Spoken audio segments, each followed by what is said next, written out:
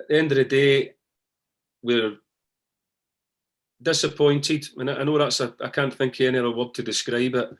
I'm accountable. I'm the manager. We don't think that with results like that, just looking at it, that represented Dundee United properly, and it's something that we want to make sure that that doesn't happen. When you look into the detail of it, because I have to make sure that my players learn from it, losing 2 penalties almost back to back, and a goal from a set play, it would be difficult to react from at any time. It would be difficult. So we've got to be fair about it and look at it and all of it, and yet accept that the result is not acceptable. But we spoke about it. We spoke about what we were disappointed about as a group, what we didn't do, and what we have to do to make sure that it doesn't happen. Then it happens again. But of course, it's very difficult for me sometimes to say that, because I can't control the referee. He gives decisions and he gives penalties, or people make decisions that he feels that are penalties. That's a difficult one for me to control, you know. So I have to always tinge it with that in my how I think the game goes.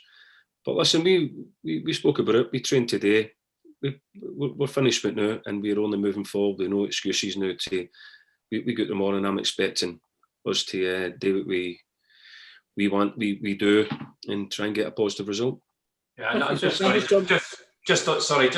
Hibs game. Hibs haven't been having a great run of results of late.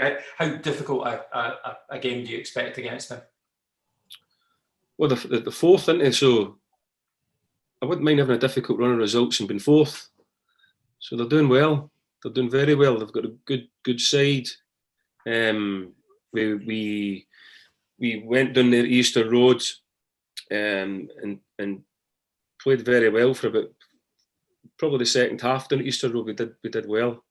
So we'll be expecting to build on that, give a real good account of ourselves, and look forward to a good game of football.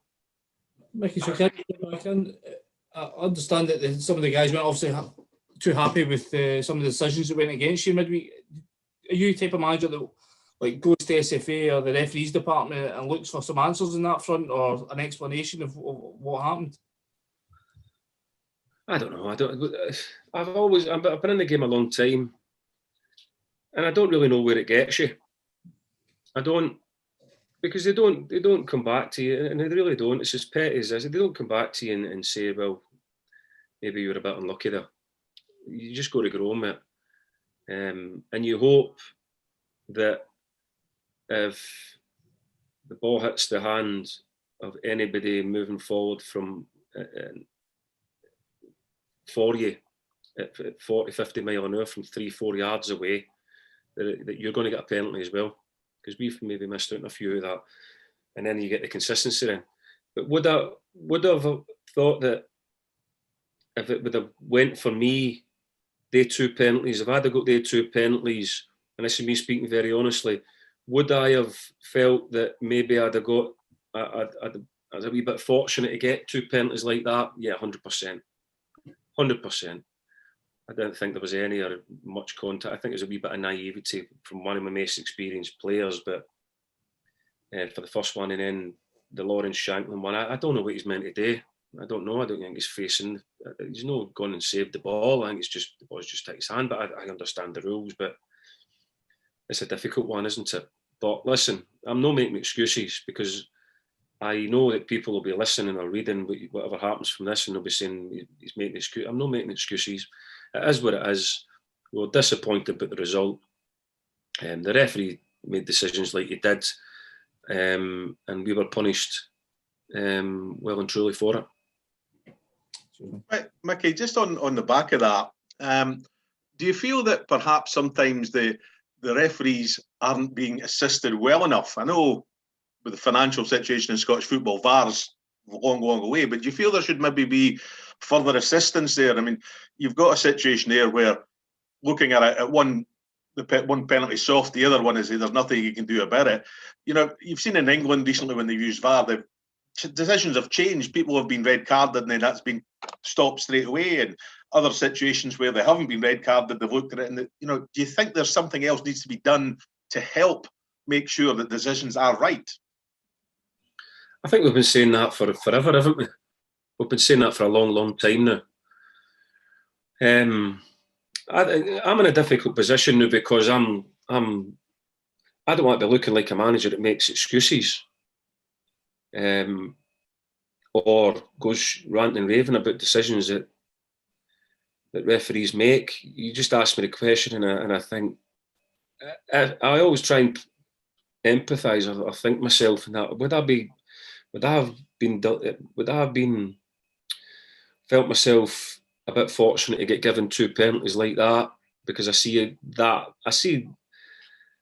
more contact than that in the 18-yard box and nothing happened.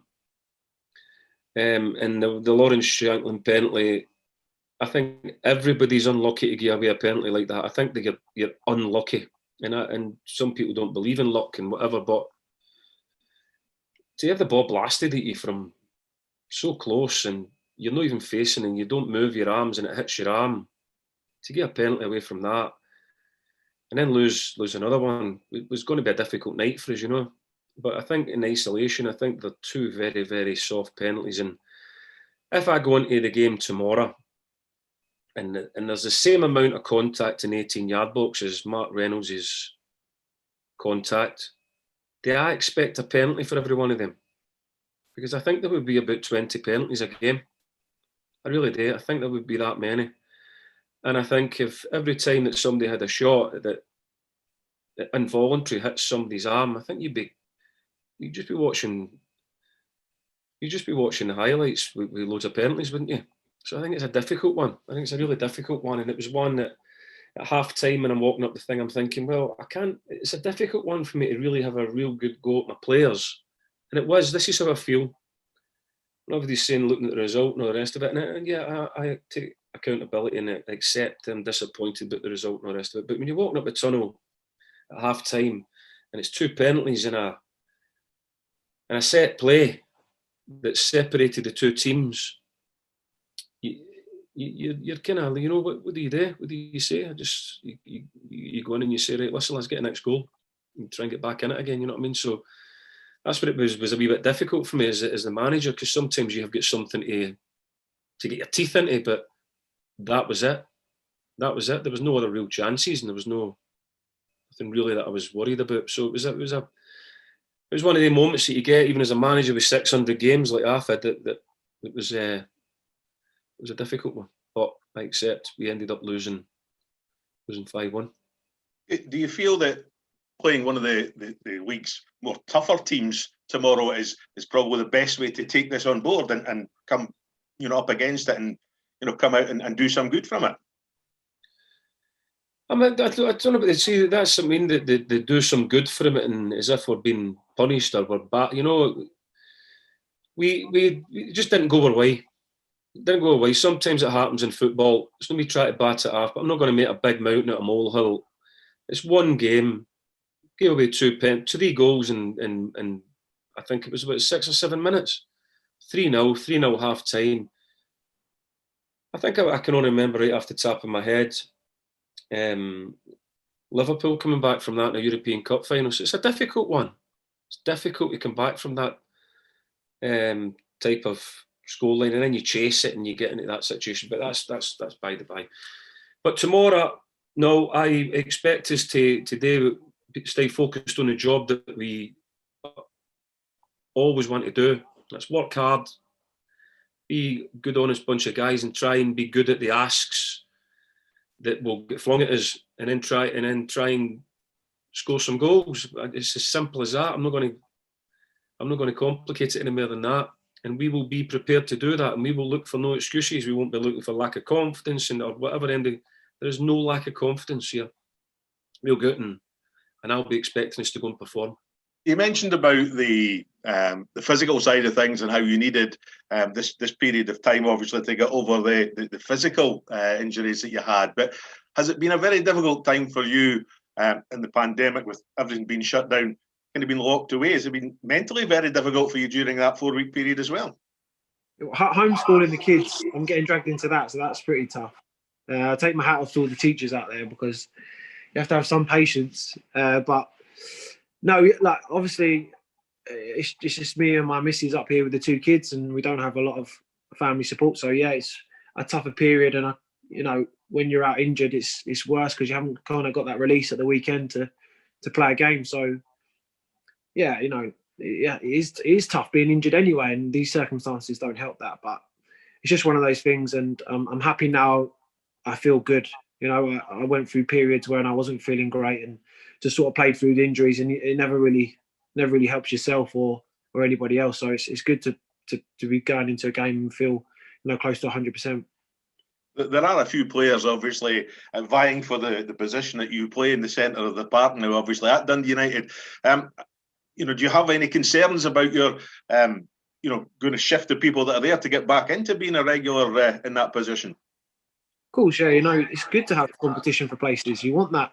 It brings the best out of each other, and I think you'll see that over the course of the season. Boys are coming in and out of the team because it's performance based. If you're playing well, you keep your jersey. That's that kind of thing, and I like that. I prefer that. I'd rather have people pushing me, and vice versa. I'll be pushing them as well, and it makes everything more competitive in training, and definitely like at the weekend, you'll be putting it in to keep your top. Again, because of all the football that's available to see on television and through the internet and things these days, has it helped you kind of keep touch with what's happening around you with the other teams and let you see other things that you might not necessarily seen? Yeah, I definitely think when you come out of the team and you're watching games, you see things differently. Watch. It's the only thing you can really do is watch football. So I've been doing a lot of that, and watching my own clips and trying to, things I can improve on. I think when you come out of the team as well for that sort of period, you sort of analyse yourself a little bit, and I've done a little bit of that to look at my own performances and what I need to do better to help the team. And like I said, I've tried to use it as a positive period for me to come back better.